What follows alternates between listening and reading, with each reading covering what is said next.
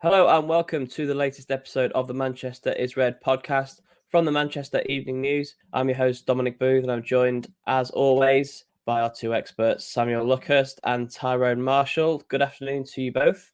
Good afternoon. Hello, Dom. Thanks for the intro. Very kind as always. Well, I've got to big you up, haven't I? I've got to big you up. Someone's got to.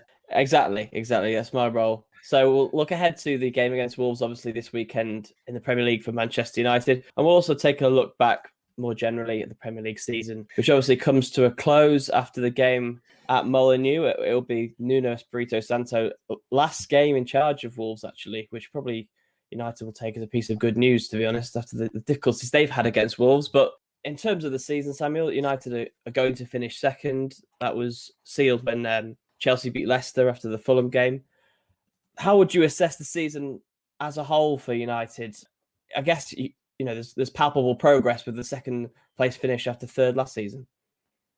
Progressive is probably the buzzword, and it seems to have been the buzzword at United since Woodward came out with that statement in early March saying there was clear progress. I think when he said that at the time, that was a bit dubious, but then they had that brilliant win against City, and although second was confirmed the other night, it seems like they cemented second place 2 months ago, maybe a little bit longer than that. And I think at the start of the season, very few people saw United as genuine title challengers. The irony, I suppose, is that at one point it looked like they had it in them to do that, particularly because this season was, up until maybe late January, early February time, pretty variable. You had the number one spot changing hands quite often. Tottenham were top in December. Liverpool looked like they'd got back to their old selves in mid to late December. Southampton were top as well, I think, at one point in November. But when United got to the summit, they just lost their nerve. They got dizzy, and I think unfortunately for them, as soon as City went top, it did feel different at the time. And because of their experience, and because of the quality of their recruitment, and the fact they've got the best manager on the planet, you always sense that they would stay top, and that's proven to be the case. So that's probably the one thing that rankles for Solskjaer and the staff and the players. But ultimately, this team was not good enough. This squad was nowhere near good enough to challenge for the title. And so to finish second, having finished third last season, is pretty good going. I don't think many people would have had United down to finish above Liverpool. And there's an awful lot of mitigation with Liverpool having the season they've had, with the rotten luck they've had with injuries, particularly to their defence. And I think some of the players just pretty much got too comfortable there. You've got players like Wijnaldum, who's just about to leave last year of his contract. I think naturally, when you have an achievement like Liverpool had last season of winning the club's first title in 30 years, certain players are bound to take their foot off the gas a little bit. And I think there have been other examples of that, like Alexander-Arnold. But it's still pretty good going, as I said, for United to finish above them, even though it has been a level playing field this season in crowdless stadia. But next season, it's a real acid test. Hopefully supporters will be packing out stadiums week in, week out.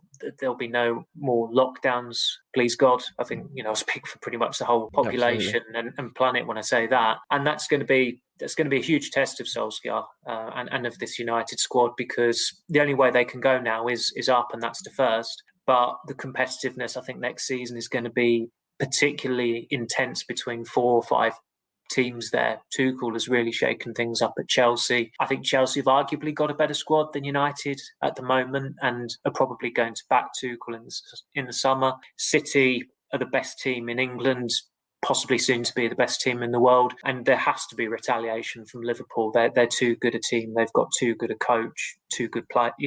The players are too good just to get comfortable and fall by the wayside. Yeah, it's going to be an interesting year ahead, absolutely, Ty. But when we look back maybe a year ago not a year ago because we had lockdown, but a season ago from this conversation, after United had sealed top 4 on the last day of the season against Leicester, it was a bit more of a tense race for Champions League qualification that season. I think we spoke about closing the gap to the top teams and not being so far adrift as they were, 30 points or whatever it was from Liverpool last year. I think it's 12 points at the moment to Man City going into the final day of the season. But then how do United close this 12-point gap? They've done well, but going to this next level is probably going to be even more difficult. Yeah, undoubtedly. Solskjaer's always talked about progress, and Samuel's right. Progress is the word that you can imagine plastered all over walls at Old Trafford and their London office. It's what they're what they kind of judge themselves by at the moment. But the problem with that is that once you hit second place, there's only one more step to climb, and it's the hardest one of the lot in terms of going from second to first and winning the title. I think the good thing for United is City have been very good this season, have recovered from a shaky start, and I think Guardiola's proved a few doubters wrong from the start of the season on his ability to build a new team and improve their defence. But this is by no means a vintage City team, I don't think. This is not, of Guardiola's 3 title-winning teams, this is the worst one, I would say, and the one most vulnerable to another challenge next year. They're going to win the league with mid-80s points.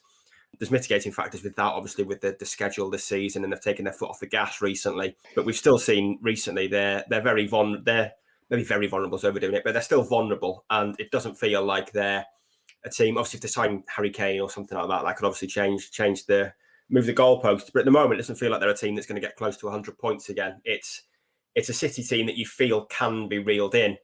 The problem for United is that they're not the only ones going to be doing the reeling next year. It does feel like a bit of a defining summer, really. We touched on Chelsea and how they've improved. Tuchel's such a training ground coach that you can only imagine for a full pre-season and a proper pre-season, they will kick on again. Samuel's right. In Liverpool, you've got to expect them coming back. We've all poked fun at the amount of excuses they've made with injuries this year, and Bellier, a media interview has gone by without them mentioning it. But it is the case that they've had serious injuries. I think if United had been without Maguire since September, Lindelof since October, and Bailly since January, I don't think United would be in the top 4, really, when you consider what they've faced. So it's to be expected that Liverpool will come again. So it feels like the challenge for United isn't just going on and winning the league, it's holding on to second as well, because it feels like they're going to face some real competition for that. They've set their store out in progress, but now the biggest judgment of that progression is to come, and this summer and next season is going to be huge for that. I think this team is a lot more settled than it was a year ago. Certain positions have been filled and you look comfortable with now, but still feels like they need a transfer window where they're signing at least 2 first-team players, if not 3. Yeah, well, that's a very nice segue for my next point, actually, Ty. Thank you for that. I was going to talk about how much Ole Gunnar Solskjaer hasn't really been shy of talking about transfers. Samuel, we're recording this on Friday afternoon, not long after his press conference before the Wolves game. And again, he reiterated, I think, as he did after the 1-1 draw against Fulham, that United need 2 or 3 transfers this summer to improve the side and to challenge. He said something like, they can't expect it to happen automatically. They need that improvement from outside and from the summer transfer window. Of course, they are 3 players minimum short of having a title challenge inside. I'd say it's at this stage it's difficult to see how they're going to go about it, what order of player. I certainly think a centre back is a priority now. I know Solskjaer said when I asked him earlier in the week whether he could rule out signing a striker because they had invested in Cavani, and I was surprised just how bullish he was about the prospect of them potentially signing a striker. I don't think they will, but he was quite, he said we need to be, effectively he was harking back to the past a little bit and saying that you always need quality strikers. And I think he obviously speaks from the experience of being one of that quartet between 98 and 2001 when he had Sheringham, York and Cole to compete with. But times have changed since then. You certainly do not need, I don't think many teams need 3 strikers, never mind 4 strikers. And I just don't really see that as a priority now that they have nailed down Cavani, even though you could easily see it panning out next season that Cavani isn't quite the same as he is or has been this season, and they'll look back at it and think, well, maybe we should just let him, walk off into the sunset on a high and invest in a striker. But I would say realistically, if they really did want Varane and Sancho, and they definitely want Varane, and they wanted Sancho last year, and I think if Dortmund put Sancho at a price that was enticing, they would go for him again. Those are 2 players who, conservative estimate, could cost about 140 million, which is pretty reasonable for 2 game changers. And that was the phrase that people at United were using when they went through that whole recruitment reboot a couple of years ago. And they talked about signing players that were ready for the first team. Now, that summer, they didn't quite do that. They did with Maguire and Wan-Bissaka, but not Daniel James. The irony with James was that he started so well, certainly in his first half the season at the club. He was a first teamer, but when he was signed, nobody saw him as a starting player whatsoever. But that summer they were talking about signing starters and they only got 2 of them. Last summer, it was all about strengthening the squad. Van der Beek, Cavani, Telles, none of them struck you as a first-team signing. Telles is still a reserve. Van der Beek, I mean, it's just been a disaster. He might come good next season. He needs to come good next season. Otherwise, you might as well write him off. Cavani has eventually shown that he is the best striker at the club and is probably still a world-class striker as well. But last summer, the emphasis was on the squad rather than the first team. This summer, the emphasis has to be on the first team. Varane is a first teamer. Sancho is a first teamer. If they somehow are able to invest in Declan Rice, he would be a first teamer. But as I've said before, and I'll say again because you have to repeat it ad nauseum, there are so many nuances at play in terms of who's being sold, who's going to stay. Solskjaer said today that he doesn't expect too many outgoings, and I think you have to take that with a shovel of salt. There could be at least 3 goalkeepers leaving. There are certainly 2 at least are going in Joel Pereira and Sergio Romero. Lee Grant, will he be off the player's contract? I highly doubt it. I don't really see the need anymore. And then you'd think about Diogo Dalot and Andres Pereira come back from their loans. They seem surplus. Phil Jones is still lingering. Pogba and Lingard are valuable players who are out of contract next year. I think on the first team section on the club's website, there are 36 players, which is, I mean, that's not a bloated squad. That is an obese squad. And they're going to have to trim away at the fat to get it into shipshape for the start of next season. And in order to do that, they will have to sell players. And we have seen it in previous summers. When they've been guaranteed the funds from a sale, all of a sudden a signing's possible. It was the case with Harry Maguire.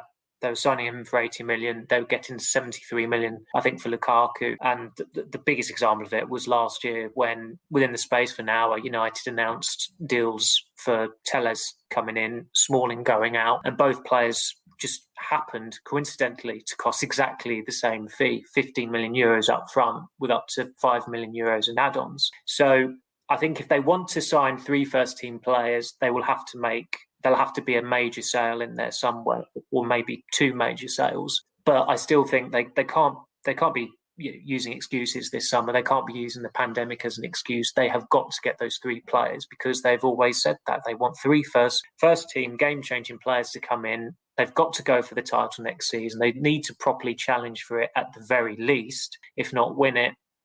And this summer is a test of that ambition. And if they fall short of that, then you're looking at the owners getting more grief. They've had plenty as it is at the moment, but also it's probably, it might get to a point next season where if they are falling even further behind, where the manager who at the moment is in such a secure position might be in an insecure position. Yeah, that'll be very interesting to see how that fluctuates next season. Obviously, United made such a horrible start to this current season that we had that situation earlier on, and obviously they did recover the situation. I guess one name, Ty, that keeps being brought up, and it's been brought up a lot this week because of the interview that he did with Sky Sports and Gary Neville, is Harry Kane. At the moment, he doesn't look to be at a price tag that many clubs will want to touch him with, but obviously it's Harry Kane. There's very few strikers in his caliber in world football. You can't argue that he wouldn't improve United, even though, like Samuel says, they've tied down Edinson Cavani, and it remains to be seen whether a striker is a priority. But what do you make of the Kane situation? Do United need to pounce? Should they avoid it completely? I think it makes sense for United to be in the discussion. You can see why they would want a player of Harry Kane's ability. If the Premier League's best player, or one of the 3 best players in the Premier League, says he wants to leave a club, then Manchester United should probably always be in the running for his next destination. And it's a signing that would weaken Tottenham. You can't really say Tottenham are a rival to United at the moment, but it could potentially weaken City as well, given their need for a striker. But it is going to take a lot of money to sign him. He is, I think, 28 this summer. I mean, the way he's reinvented his game in the last couple of years, he strikes you as a player who could go on into his mid-30s pretty easily. But we also know he's probably a certainty to miss half a dozen games a season through an ankle injury. He picks up a lot of ankle injuries, so there's that element of risk too. I'm not sure he tactically fits in to United as well as any other clubs. We talk about Fernandez's goal-scoring record and his goal-scoring record from midfield. I mean, Fernandez is not really a midfielder. He plays as very much a number 10 when you watch United line up. with the ball, and when they're pressing, he's in a number 10 role. He's always very close to the striker. He does drop back occasionally and offer a link-up play, but generally, positionally wise, he's a number 10. And I think Kane's game has developed into that role as well at the same time. I think it would be interesting. I mean, they're two world-class players, so I'm sure they could find a way, but it doesn't strike me necessarily as a natural fit for Kane and Fernandes to be in the same team. It feels like they occupy the same sort of space at the moment. Kane would have to go back to being a natural number 9, I think, but we've seen how he adapted his game. I'm sure he can do that. He's a world-class striker. He's the best striker in the Premier League. So, it makes sense for United to want to be in that discussion for what he can offer, I think. The problem is that if you're looking at spending 120 million on him, that's money that could also be used. I mean, with that, you could sign maybe Varane and Rice. Maybe you need a little bit more, but probably not far off signing Varane and Rice for that sort of money. So there is a balance to be weighed up there, but you can certainly understand why United will want to be in the discussion for him. Yeah, I've been quite amused by the talk of turning 28 this July being old, and that's exactly what I'm about to do. So let's move swiftly on from that. But Samuel, I guess let's get your take on the Kane situation. I guess United could put this on hold, perhaps with the signing of Cavani. There's obviously Erling Haaland to think about as well, and his release clause comes into activation in 2022. So the striker seems like an issue that United can maybe put off for a year. Yes, I think that was the takeaway when they announced the Cavani contract, that he extended it. Cavani has shown certainly in the last month or so that the heights he reaches are still world-class heights. I think it was very easy, and I say this as someone who certainly used to be a Cavani skeptic, but it was mainly because he spent so long with PSG in Liga. And Liga, I know Lille are going to win it this season, could win it this season, seem favourites to win it going into the final weekend. But it's been about as competitive as Formula One was when Michael Schumacher was driving in it up until this season. And Cavani, although he's got that reputation at PSG as the record goal scorer, legend, etc., he did waste time there. I think if you're a serious footballer, you should not be spending as much time with PSG. And I say that as someone quite selfishly who wants to see those footballers up close as often as possible. I know it obviously adds to the glamour of PSG, but you take Neymar, for example, fabulous footballer though he is, there's something very hollow about him that I think is suited to PSG because they are a hollow club. They are a Qatari commodity. The players turn up on a red carpet. They play Uptown Funk when goals are scored. There's not a great deal to like about them. But Cavani, fortunately, is quite a pure footballer in a lot of ways. And I say that dated back to his Napoli days and watching him play for Napoli. I think if you're talking about a pure striker in Italy, you can't get much better than a brilliant number 9 for Napoli. You've probably seen the Maradona film, how much he was adored out there. And Cavani was another player who was adored out there. But with Kane, I mean, looking at the Gary Neville interview, it was funny. I think Kane said something like, ultimately I'll decide what happens. I'm pretty sure he's aware of what Daniel Levy is capable of and what Daniel Levy does, which is, aren't we all? He dictates who goes, when they go, and how much they go for. And especially when you've got 3 years left on your contract and you're just about, it's either him or Lewandowski who are the best striker in the world. I'd say Kane is probably the most valuable striker in world football. It's just not going to happen overnight. And there were some reports saying he wants his future resolved before the Euros start, which is just wishful thinking. I think him and his brother have been extremely naive, because his brother is his advisor, have been extremely naive about the way they've gone about all this. Not just this particular saga, but just agreeing to a 6-year contract with Tottenham in 2018. At the time, were Tottenham really on the up and up? I wouldn't have said so. I think that when he did renew, they just lost a semi-final to United. So that was 2 FA Cup semi-finals in a row they'd lost. People started talking about failure to win anything under Pochettino. And of course, in Pochettino's final full season, the league form was dreadful. And getting to the Champions League final masked all that. But they pretty much fluked it to the Champions League final. They were poor. They were the poorer side against City in the quarterfinals. And they were the poorer side against Ajax in the semi-finals. And come the final, you just knew that Liverpool were going to beat them. And come the first minute, they give away a penalty. You might as well end it there. Because unfortunately for Tottenham, they just have a loser's mentality. They don't win anything. And they don't have the players with the skill set to do that. And I can understand why Kane wants to go. now. He's been there, he's stuck it out, but he has limited himself to one realistic option this summer, which is City. I think City are the only club that could come near to what Levy would want in terms of valuation, because although we've seen 20 years ago Sol Campbell go from Tottenham to Arsenal, I don't think Kane is as callous as Campbell was back then. And I can't see him going to Chelsea. And I just don't see United coming anywhere near to matching City's offer for Kane, or even entering that discussion with Levy. There's so much that I've written personally, others have written about United's failings, their incompetence in dealing with Levy, dating back to Carrick, Berbatov. They pointlessly bid for Bale in 2013. There was the Alderweireld stuff in 2018 as well. They just don't cope. Sorry, Ed Woodward doesn't cope well when he has to deal with Daniel Levy. And I know Woodward's going, but I don't think many people look at Richard Arnold and see him as the man to conquer Daniel Levy at all. So, as I said, I think Kane has really restricted himself, and it wouldn't surprise me if Tottenham do hang on to him for another year, which would suit United, because then they've got a chance to look at Kane next year possibly, or Haaland, and they would have to go for one of them. If both of them are still at the clubs they're at this summer, they have to go for one of them next year, because Cavani has got a limited shelf life.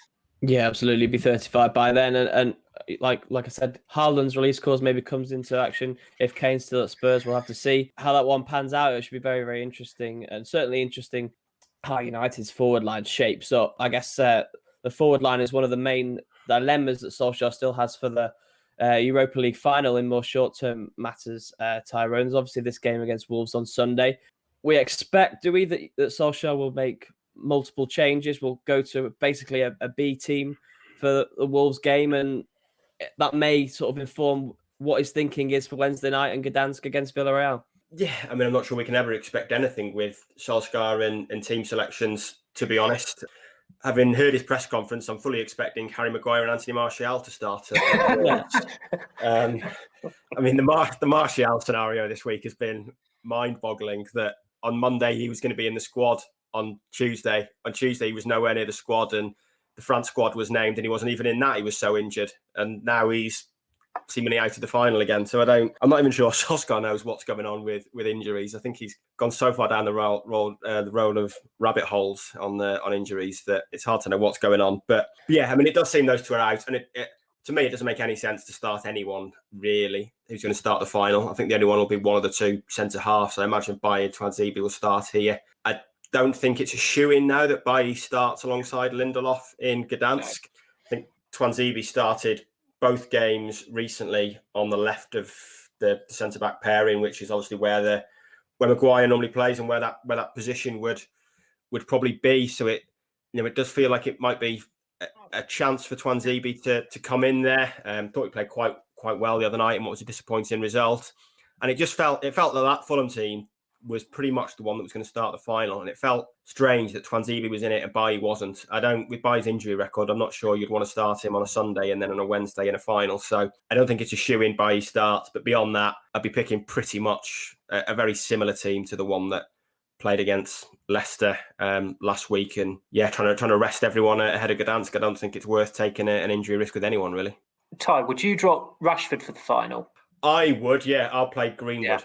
Yeah. But I don't think Solskjaer will. I think Solskjaer will play Rashford, but I'll definitely play Greenwood. Yeah, I completely agree. I can't see Solskjaer dropping Rashford for the final, but I think if you do a poll of fans, season ticket holders, they'd probably have Greenwood in. I think the news that Fred and McTominay were both doubts, although Solskjaer has now said they both should be okay, hasn't he? Yeah. But I think that fueled a bit of positivity that maybe Pogba would start deeper and you could get Rashford and Greenwood both playing the final, but that seems like maybe too bold for a final. Possibly, and Pogba has of late played well from the left. He's had some of his most influential games for United from that role. He salvaged the last 16 tie against Milan, against Tottenham. Okay, you got the Mourinho factor, which does seem to motivate Pogba a little bit more, but he was phenomenal in that game, and he can dictate games more from further afield. I think. I don't think the deeper role suits him as much.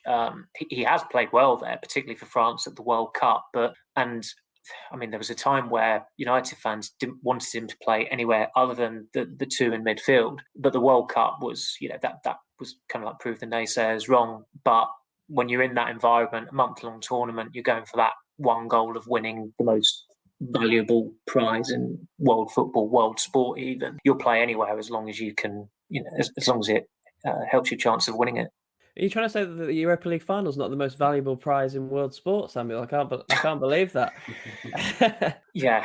Even the Glazers probably going off there thinking they probably wouldn't even have had it in the museum after what they tried to pull recently. Well, I'll have to be there if United win it on Wednesday night for sure. Samuel, will United end the season on a winning note? Finally get a win at Wolves in Nuno's last game?